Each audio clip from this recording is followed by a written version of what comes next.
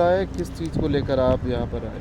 आज से लगभग 11:30 महीना पहले 4 और 5 अप्रैल की 2023 की रात्रि में खरताराम पुत्र देवाराम व्यक्ति था, उसके साथ में किसी ने मारपीट कर दिया। घर में खून के निशान मिले थे और उस दिन से वो लापता है। घर से आधा किलोमीटर दूर तक खून के जगह जगह पर दबे थे, आंगन में खून का निशान था।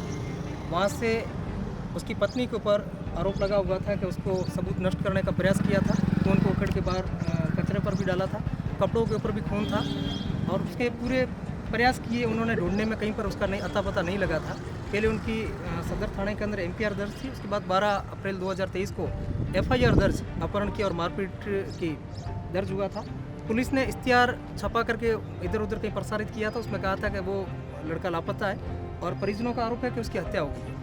पुलिस ने आज दिन तक 11.5 महीना बीतने के बाद भी आज दिन तक खुलासा नहीं कर पाई। जब अगर कोई जेब कतरा होता है, अगर उसमें जेब से अगर कोई पर्स भी अगर चोरी कर लेता है, पुलिस ठान लेती है तो उसको कहीं से भी ढूंढ कर आती है चोर को। लेकिन एक आदमी गायब है 11.5 महीने से।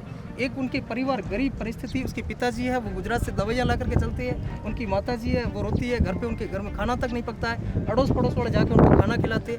ऐसी दयनीय हालत है, फिर भी यहाँ ना तो प्रशासन के बिल्कुल वो चुपचाप बैठे हैं। आज प्रशासन को ज्ञापन दे करके और ये धरने पर बैठने का ऐलान किया है। 2 दिन पहले भी ज्ञापन दिया था, उन्होंने कहा था अगर 48 घंटे में खुलासा नहीं होता है तो हम धरने पर अनिश्चितकालीन धरने पर बैठेंगे और जिला निर्वाचन अधिकारी कलेक्टर महोदय को भी ज्ञापन दिया जाएगा और आगे जो भी होगा निष्पक्ष। और बाकी वाले कहते हैं कि जब तक न्याय नहीं तब तक वोट नहीं, और उस हिसाब से चुनाव का बहिष्कार करते हुए यहाँ पे न्याय की मांग कर रहे हैं। और लोग सभी कहते हैं कि साहब न्याय मिलता है, न्याय मिलता है, संविधान सबके लिए बराबर हो जाता है। एक गरीब परिवार को न्याय नहीं मिलता है, बड़े शर्म की बात होती है। और किसी नेताजी के अगर जूते चोरी हो जाते हैं तो ये सरकारी पूरी लग जाती है वो जूता ढूंढने के लिए, लेकिन एक आदमी की कोई कीमत नहीं है क्योंकि वो गरीब है। इस भारत के संविधान में समानता का अधिकार दिया जाता है, तो फिर बाद में जाति, धर्म, गरीबी, अमीरी ये देख करके न्याय क्यों?